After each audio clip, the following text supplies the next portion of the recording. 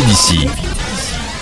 Notre invité, Christian Hubaut, il est maire de la commune de Pellotier. Il est également membre actif de la communauté d'agglomération en cours de constitution. Elle sera officielle au 1er janvier prochain, 1er janvier 2014. Pour ceux qui n'auraient pas suivi, pour la première fois finalement de l'histoire, Christian Hubaut, eh bien, la ville de Gap va être en intercommunalité et s'associer, alors j'allais dire un peu à minima au départ, mais avec Pellotier et la Freycinet, pour d'une part respecter la loi et puis pour peut-être, c'est une forme de question, commencer à lancer ce que sera peut-être une communauté d'agglomération plus large plus tard. Oui, ça plus large plus tard, il faut déjà construire celle qui est en cours et puis celle qu'on va créer là. Et puis après on verra comment ça se passe pour une extension future. Et je voulais préciser que je suis toujours quand même vice-président de la communauté de communes de Talabre-Sillonnette. Et oui, de fait. Jusqu'au 31 décembre. Et j'assume mes fonctions pleinement à cette collectivité qui nous accueille depuis 20 ans maintenant. Et voilà, ça sera un pas qu'il va falloir franchir.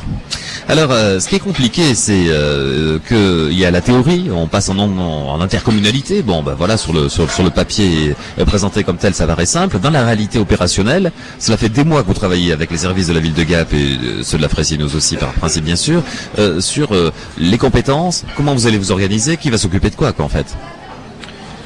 Alors ça fait même plus longtemps que ça, puisque dès lors que la loi a été promulguée, celle du 16 décembre 2010, on a commencé à travailler tout de suite derrière avec un cabinet d'études qui avait été recruté par la communauté de communes, pour ce qui nous concerne.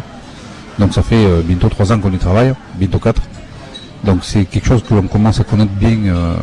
Après l'organisation, on a travaillé avec la ville de Gap sur des groupes de travail. On a calé des groupes de travail aux compétences. Et on a avancé tranquillement et jour après jour et pas après pas, parce que il y a des choses qui évoluent, qui changent sur certains aspects. Et on a construit la communauté d'agglo d'abord sur le fonctionnement avant de parler de quelque investissement que ce soit. Voilà. Donc les compétences sont calées, tant les obligatoires que les facultatives que les optionnelles. Et qui s'occupe de quoi aujourd'hui? Il est vrai que on participe pleinement à la création de cet agglo avec le maire de la Freycinet. Nos services, nous, sont limités puisque nous avons une secrétaire chacun et nous, pour ma part, j'ai un employé municipal. Donc, c'est aujourd'hui les services de la ville de Gap, en particulier Madame la DGS et son staff, qui s'occupent en étroite relation avec nous. Ça, je souhaite le signaler, ça se passe très très bien avec la ville de Gap, avec les services, y compris Roger Didier. Alors, parmi les questions que se posent nos concitoyens, ceux qui sont là, puisque nous sommes en direct de chez Flunch, donc vous retrouverez cette émission d'ailleurs en vidéo. D'habitude, on se voit et on fait le point à la mode flottante. Ça change un peu de cadre, c'est plus urbain, mais ça prouve d'ailleurs qu'on est en plein interco et que tout ça est très lié. Bon voilà, il y a des questions très simples. Les gens se disent, bon, on va les passer un peu en revue. D'abord, c'est bien beau, mais ça fait une structure de plus, ça va créer du fonctionnement, on va embaucher encore des personnes supplémentaires, on va finalement, au bout du compte, avoir quelque chose qui coûte plus cher. Vrai, pas vrai? Pas vrai. Parce que la mise en place de la communauté de l'agglo aujourd'hui, c'est les services, c'est les compétences qui sont transférées à l'agglo, donc les services pour assumer ces compétences de la ville de Gap qui sont transférés à l'agglo. Les ordures ménagères, l'assainissement, les transports urbains, la politique de la ville, ça représente pas grand chose, et puis dans un avenir proche ou pas très lointain, peut-être le CCAS dans les compétences intercommunautaires. Donc c'est tous les services qui sont transférés à la ville. Donc pour l'heure, il n'y a pas d'embauche. Voilà, le maire de Gap, il tient beaucoup, et nous aussi avec Jean-Pierre Corré. On ne veut pas monter, pour le terme du maire de Gap, une usine à gaz. Il n'y aura pas d'usine à gaz de montée. Il n'y aura pas d'emploi à l'heure actuelle. C'est uniquement les services pleinement qui sont transférés, ou partiellement, mais donc il y aura pas de grand bouleversement pour ce qui nous concerne. Pellotier, je parle pour Pellotier, pas parler pour mon collègue de la Freycinet, mais ça sera pareil. Les ordures ménagères sont collectées par l'agglo, que ce soit la communauté de communes. L'assainissement, nous, le CIVUNEF Pellotier, continuera à exister sur une forme de syndicat mixte, mais ça ne changera absolument rien. Le changement majeur, c'est une ligne de bus qui va passer, transport urbain qui va passer par Pellotier et la Freycinet. Et ça, je pense que ça va être quelque chose d'appréciable par nos concitoyens, tant pour les étudiants, les collégiens que nos personnes âgées ou tout un chacun qui voudra l'emprunter. Alors, deuxième question que se posent les gens, c'est celle qui vise à dire, bon, ben alors peut-être que Gap est moins concerné, mais à Pelletier-la-Frécinouse, on l'entend encore malgré vos réunions publiques, je crois que vous en avez fait une la semaine dernière. Lundi dernier.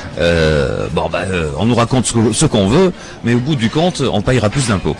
Alors, vous le savez, que malgré vos explications et malgré les réponses que vous allez faire, que malgré tout le sujet persiste. Et parce que les gens ont pour habitude de ne pas croire les élus.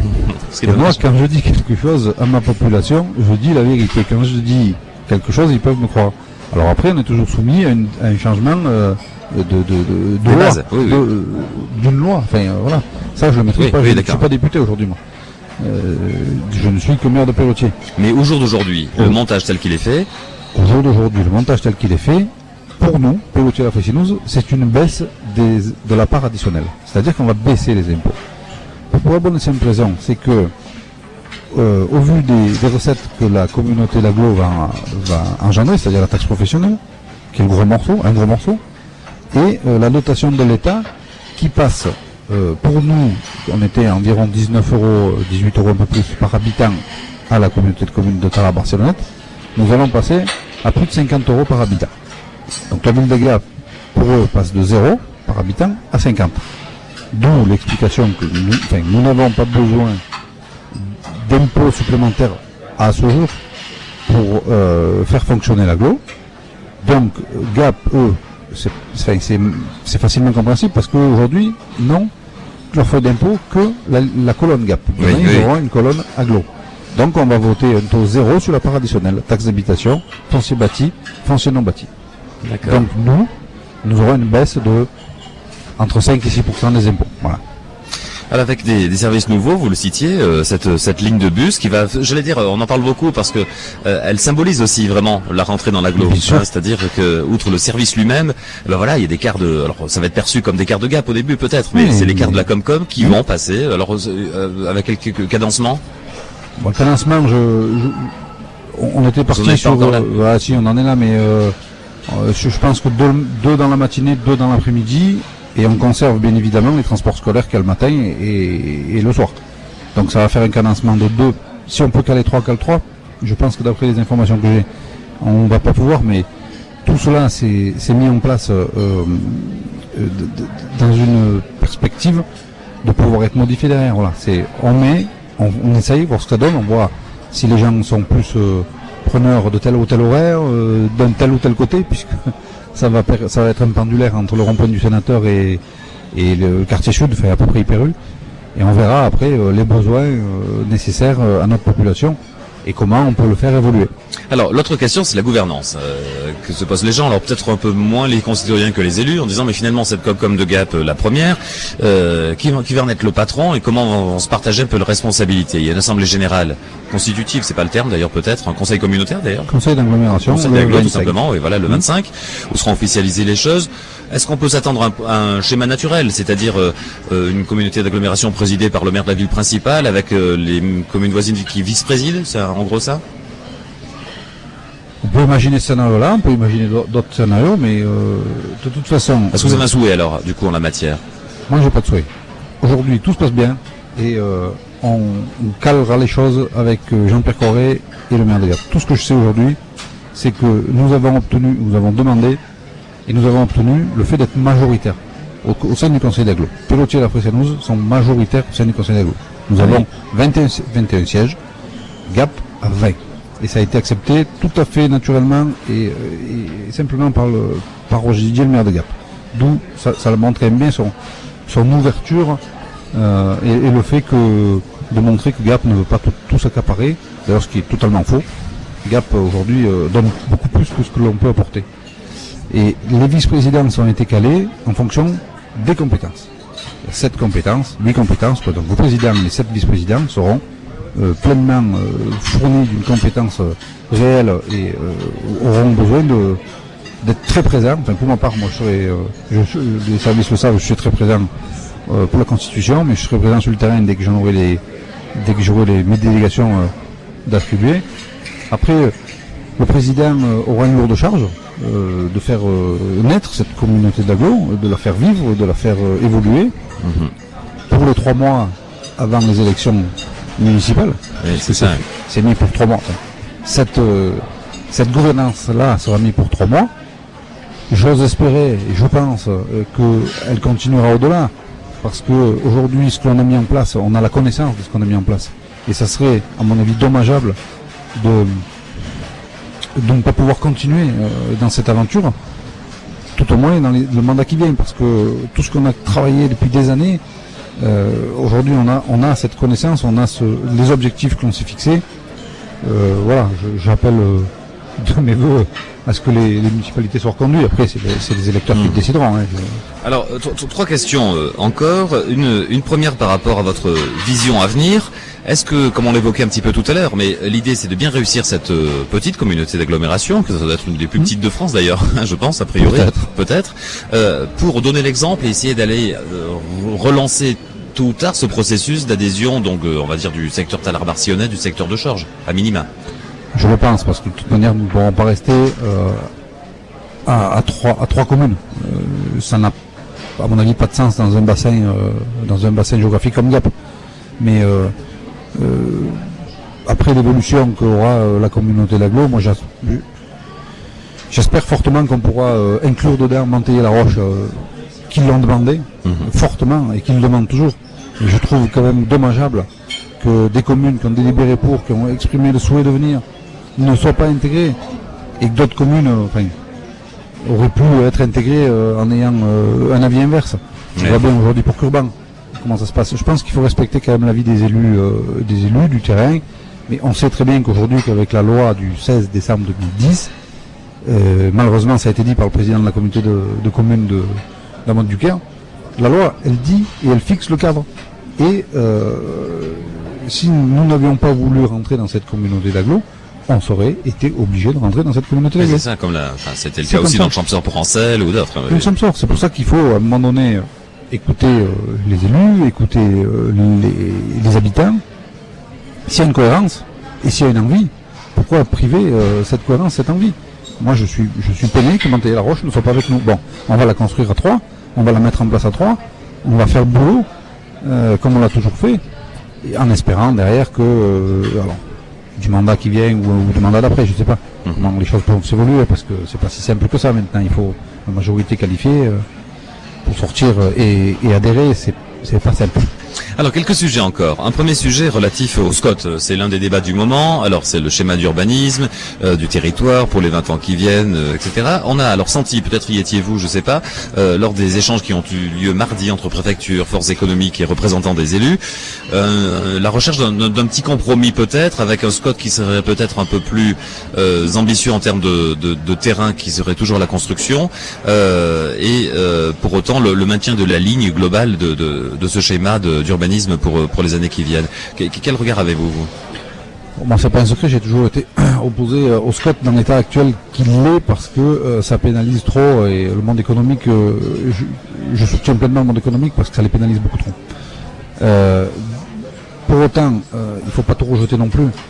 Il y a des choses qui sont intéressantes dans le SCOT, mais il fallait peut-être prendre un peu. Bon, c'est vrai que le temps a été pris, mais je regretterais qu'on approuve ce SCOT avant les élections, voilà, parce que ça engage quand même pour pas mal d'années, et ça engage des nouvelles équipes qui vont arriver. Je pense qu'il faudrait reporter au printemps ou dans l'été l'approbation de ce SCOT, rediscuter peut-être certains points, et malheureusement j'ai pas pu être à la réunion de mardi, j'aurais bien aimé être, mais bon, j'étais occupé par ailleurs. J'ai entendu, et je sais qu'il y a peut-être quelques aménagements qui pourraient être obtenus. Mais vous, votre principale demande, c'est de dire, parlons de tout ça avec les nouvelles équipes municipales, c'est ça? Je pense que ça serait plus cohérent. C'est pas gagné, vous savez que normalement, fin décembre, c'est plié. Je le sais. Mais on est partagé au niveau des membres du SCOT, à dire on n'attend pas. Il faut qu'on en rediscute. Voilà, il faut discuter calmement des choses. Il faut pas s'énerver sur toutes ces choses-là. Un mot sur la commune de Pellotier, qui demeure, que les gens ne s'affolent pas. Comment on appelle les habitants de Pellotier, j'ai un trou de mémoire? Les Pellotiards et les Pellotiardes. Voilà, que les Pellotiards et Pellotiardes ne s'inquiètent pas trop, la commune demeure. Elle demeure, Il y a des compétences simplement qui sont transférées à la communauté de communes. Cette fin de mandat, quelques chantiers, j'imagine? On est en train de boucler le prévisionnel que l'on avait. On a réalisé pratiquement tout ce qu'on avait prévu. Donc je pense à 90%, je suis satisfait du travail qu'on a fait. Parce qu'on a amené quand même des éléments positifs, même plus que positifs à la commune. On a fait beaucoup de voiries, on a fait beaucoup d'assainissement, on a sécurisé la commune en eau potable, ce qui n'était pas le cas, parce que moi quand j'étais petit, je portais les eaux de la fontaine à la maison, et ça je m'en rappelle. Aujourd'hui on a pu le faire. On a une sécurité pleine et entière là-dessus, et je remercie encore la commune de Manteillé, parce qu'on a conventionné avec la commune de Manteillé là-dessus.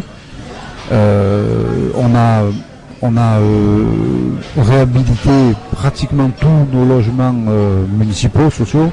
On a acquis une maison dans le village, donc je pense qu'on a fait de belles réalisations. Maintenant, je suis en train de travailler avec mon équipe qui va repartir pratiquement dans la globalité sur le mandat qui vient pour l'avenir. Voilà, pour épuiser ce sujet, on le disait tout à l'heure hors antenne, mais enfin voilà, on sait que naturellement vous allez vous représenter avec cette équipe en tout partir pour le prochain mandat.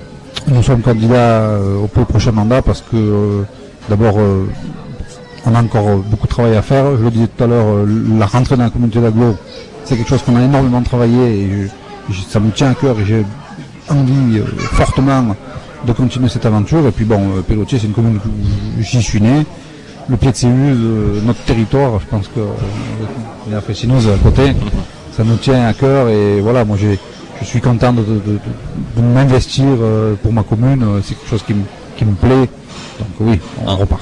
En attendant 2015, où il y aura d'autres aventures peut-être. Peut-être pour 2015 d'autres aventures, on verra.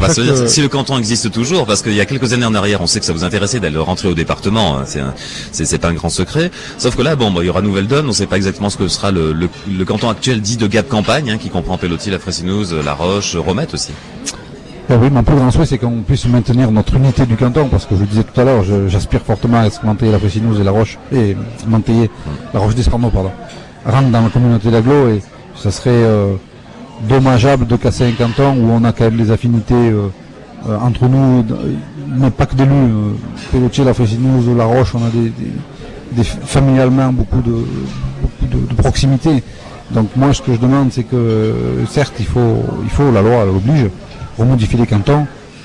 Qu'on nous rattache un canton de Gap, le canton de monsieur, enfin je vais pas citer les noms, mais Gap sud-ouest. Ah, c'est monsieur Graglia, oui.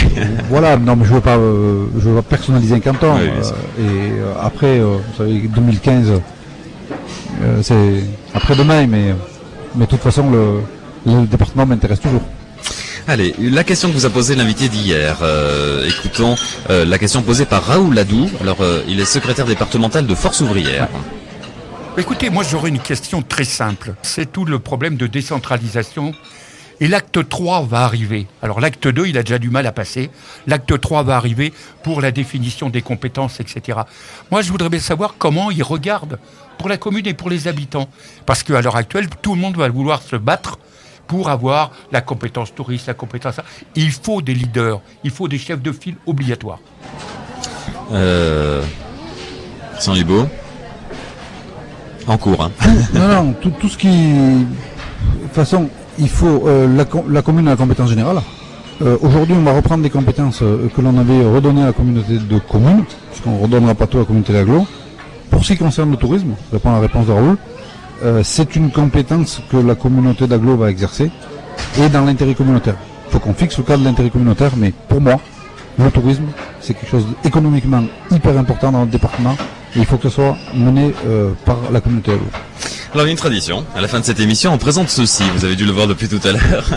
Un miroir à chacun de nos invités. Alors, certains, chacun y va de son commentaire spontané en voyant ce miroir. Qu'est-ce que vous y verriez, Christian Hugo? Eh bien, dans ce miroir, je vois quelqu'un qui a envie de se battre pour l'intérêt général de ses concitoyens, qui a une envie de travailler dans le sens de l'intérêt général pour ses concitoyens. Je pense que quand je regarde le miroir, j'ai pas à rougir de tout ce que j'ai fait depuis 20 ans aujourd'hui dans ma vie publique, ni dans ma vie privée. Et voilà, c'est un engagement que j'ai envie de continuer, qui me plaît, qui me passionne. Enfin, notre département me passionne, notre territoire me passionne, et j'ai envie de faire toujours plus, toujours mieux, c'est pas facile avec les moyens qu'on a aujourd'hui. Et c'est moi, mais entouré de mon équipe derrière. Voilà. Demain, on recevra, demain, si j'ai bonne mémoire, oui, Christine Nivou, maire de Veynes, conseillère régionale par ailleurs, votre voisine, si je puis dire. Quelle question peut vous venir à l'esprit? D'abord, je salue Christine parce que elle est native quand même de Pélotier. C'est son papa, il a vécu longtemps. Je les ai bien connus et j'ai beaucoup d'affection pour eux. Donc Christine, je voulais demander si elle était toujours convaincue du bien fondé des rythmes scolaires qui sont mis en place dans sa commune. Nous ne les avons pas mis parce qu'on globalité sur le Gap-en-Sec, l'ensemble du bassin. Voilà, c'est savoir si ça fonctionne bien, si elle était toujours convaincue de ce bien fondé. On sait qu'il y a des problèmes ailleurs, de financement, et autres. Voilà, c'est la question que je voudrais lui poser à Christine, mais en toute amitié. Merci Christian Hubault.